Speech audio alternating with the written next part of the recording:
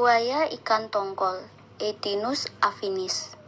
Dari kelompok 4 yang beranggotakan saya sendiri, Ida Ayurada Cynthia Devi, NIM 21135210004, Febri Syafrina Artamevia, NIM 21135210025, Putri Febrian Sinaga, NIM 21135210055, dan Martinus Simanulang, NIM 21135210058.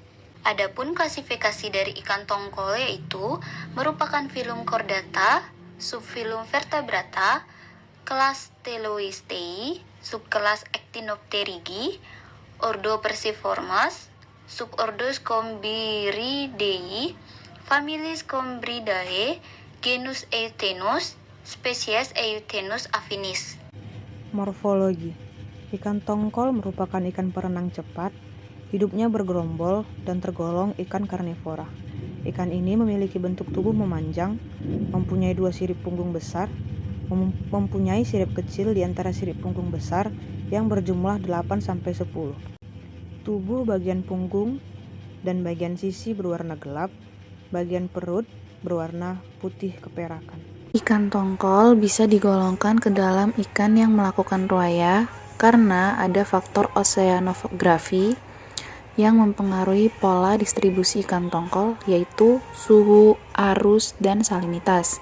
Ikan ini juga dapat bermigrasi karena memiliki 3 alasan, yaitu untuk mencari makan, mencari tempat untuk memijah, dan mencari kondisi lingkungan yang sesuai dengan tubuhnya. Terdapat daerah tropis yang berkadar salinitas tinggi, bergerak dalam gerombolan besar di lautan bebas, dan berruaya dengan jarak jauh. Ikan tongkol kadang berruaya untuk berhenti beberapa saat di dekat pulau kecil agar bisa mencari makan. Siklus hidup ikan tongkol berdasarkan jenis habitatnya.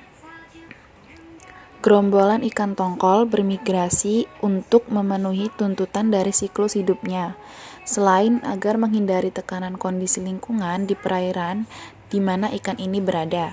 Ikan tongkol juga termasuk dalam kategori ikan pelagis atau ikan yang hidup di perairan air laut. Ikan tongkol berkembang biak sesuai dengan jenis ruaya yang dilakukan. Ikan tongkol termasuk dalam ikan Oceanodromous atau ikan yang dapat menghabiskan seluruh hidupnya di perairan air asin, mulai dari mencari makan sampai berkembang biak. Ikan ini juga dapat bermigrasi namun hanya sebatas air asin ke air asin lainnya. Ikan tongkol bisa bertahan hidup dengan pola ruaya yang dimiliki. Jadi, untuk cara bertahan hidup ikan tongkol di ruaya yang dimiliki adalah dengan cara berburu makanan pada saat malam hari dengan membentuk schooling atau bergerombol. Hal itu terjadi agar melindungi diri dari predator, menangkap mangsa untuk tujuan pemijahan, dan bertahan pada saat musim dingin untuk melakukan ruaya. Ikan tongkol melakukan ruaya berdasarkan rumus atau aliran. Sifat migrasi ikan tongkol ada 2 macam, yaitu migrasi pasif dan migrasi aktif. Migrasi pasif ialah migrasi yang dilakukan ikan tongkol dalam suatu habitat tertentu sebagai akibat perubahan kondisi lingkungan dalam habitat itu. Migrasi aktif ialah perpindahan dari suatu habitat ke habitat lainnya karena perubahan fisiologi dan ekologis yang diperlukan ikan tongkol tersebut.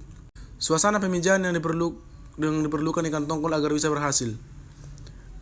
Dengan cara menentukan suhu, salinitas, kecepatan arus, oksigen terlarut, kandungan fosfat, dan ketersediaan makanan. Sangat sensitif terhadap perubahan suhu dan salinitas ikan tongkol. Pada umumnya, ikan tongkol menyenangi perairan panas dan hidup di lapisan permukaan dengan kedalaman 40 meter dengan kisaran optimum antara 20-28 derajat Celcius. Ikan tongkol melakukan kegiatan ruaya pengungsian dan faktor penyebabnya ialah ikan tongkol melakukan kegiatan ruaya pengungsian dengan cara faktor utama yang memengaruhi penyebaran ikan, yaitu mencari daerah yang kaya akan makanan, mencari daerah pemijahan yang sesuai, dan adanya perubahan beberapa faktor lingkungan seperti temperatur dan salinitas dan arus. Siklus spawning, rekrutmen, dan adult atau stok. Spawning atau pemijahan. Berdasarkan pengamatan, ikan tongkol melakukan pemijahan frekuensi dengan diameter telur, sedangkan pendugaan musim pemijahan menggunakan indeks kematangan gonad. Oceanografi data khusus permukaan laut sebagai data dukung musim pemijahan. Ikan tongkol merupakan kelompok ikan yang bernilai IKG kecil dan dikategorikan sebagai ikan yang dapat memijah lebih dari satu kali setiap tahun. Hal ini disesuaikan dengan Justina tahun 2002 dalam Maliska tahun 2012 menyatakan bahwa ikan yang punya nilai IKG lebih kecil dari 20% ialah kelompok ikan yang dapat memijah lebih dari satu kali setiap tahunnya. Rata-rata ukuran pertama kali tertangkap lebih kecil dibandingkan ukuran pertama kali matang gonad, sehingga sebelum ikan tersebut tertangkap, ikan belum melakukan proses rekrutmen. Musim pemijahan ikan tongkol diduga terjadi pada bulan Juni dan Agustus. Ikan tongkol memijah secara bertahap atau secara parsial atau partial spawner, lalu alert atau stok. Ikan tongkol berada di daerah permukaan air laut.